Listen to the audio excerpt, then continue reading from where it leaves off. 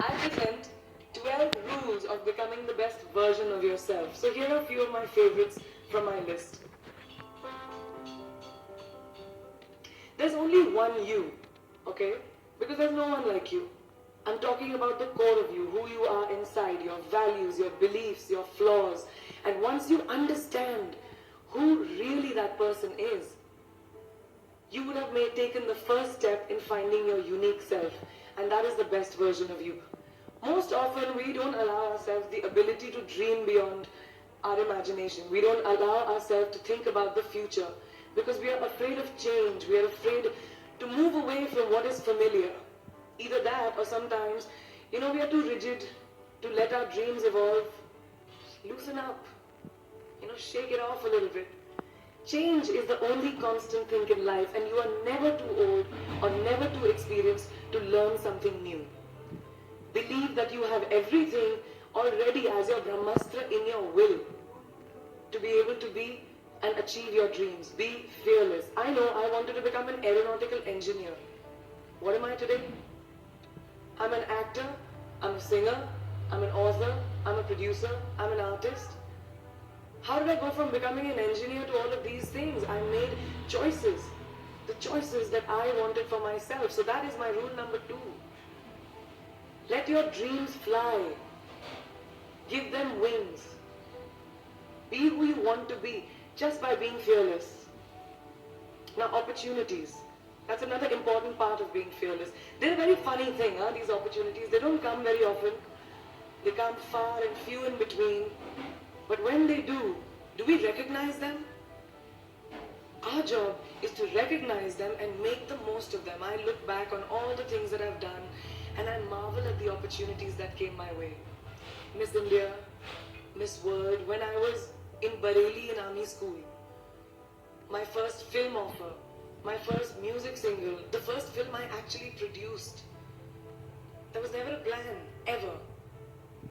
More like the universe sort of guiding me towards these opportunities. All I had to do was recognize them and make sure I worked so hard that I squeezed every drop out of these opportunities.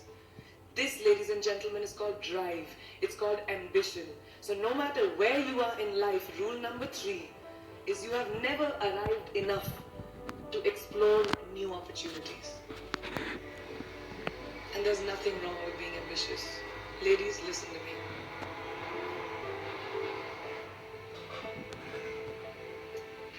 Now, for all of you guys who like everything in life, I don't think there's anything wrong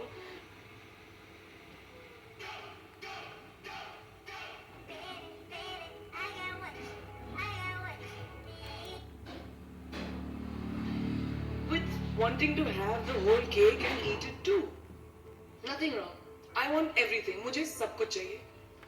And there is nothing wrong with that. As long as you're not harming someone or doing something wrong, don't be scared to want more for yourself than you ever thought you could.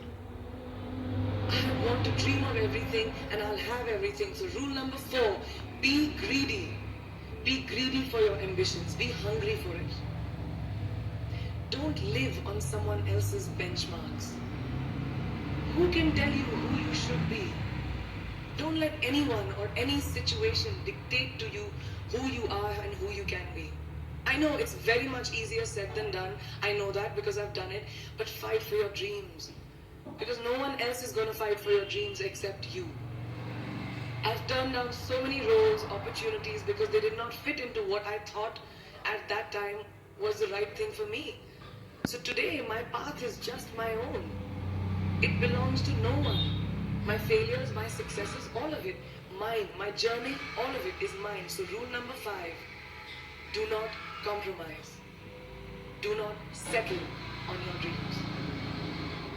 Now, who likes to fail? What?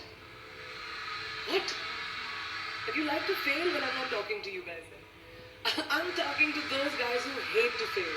Because I hate to fail. It's really as simple as that. It takes tubs and tubs of ice cream, lots of tissues, lots of tears, lots of dramebazi, my mother, my best friends, my family, everybody making me feel better about it. But the one thing that is as certain as night and day, ladies and gentlemen, is that you will fail. It's just how it is. And there is nothing that you can do to stop that. It's what you do after that will define where you go. When something I've invested in my heart and my soul, which I do with everything that I actually put my mind to, if that fails, I don't just wallow in self-pity. I roll myself in it. I roll around in it. I wrap myself in it, head to toe, self-pity, self-pity, self-pity. It's not a pretty sight. I can tell you that. My mother, who's sitting right here, has witnessed it many times.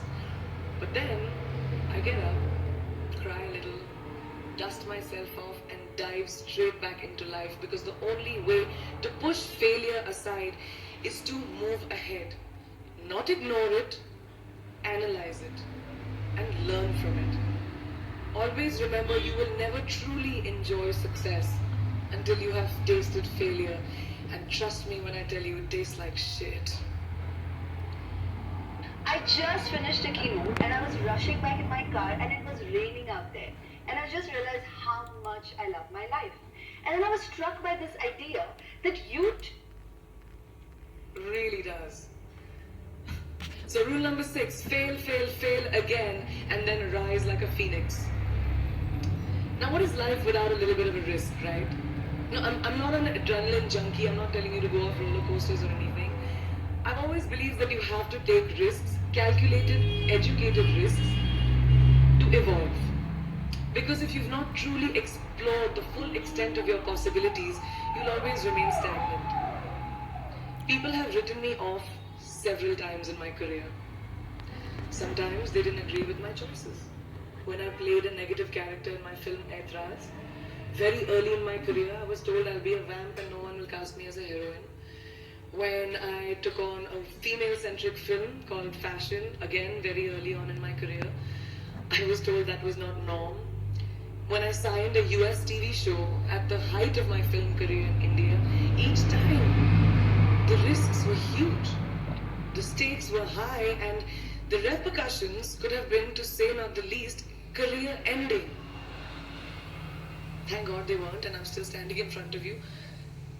I really appreciate God. I don't know what will happen going forward, but as of now, I can say that my risks and the gamble was worth it. You know why? Because I backed up those risks with my 100%. So rule number 7, be bold and take these risks.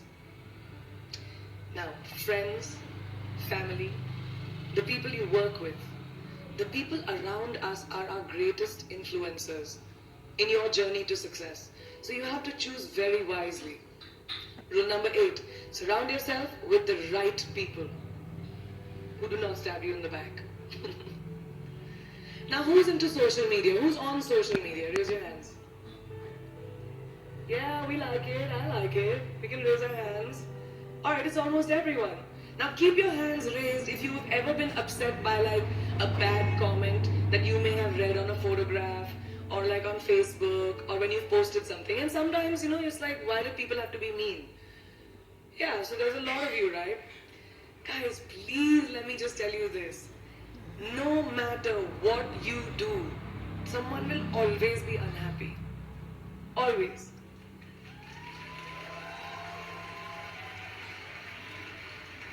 Especially in this age of social media, it's so easy for us to be confused between the voices that actually matter and the opinions of faceless people writing behind the anonymity of what the web offers. They don't matter. So rule number 9, you can never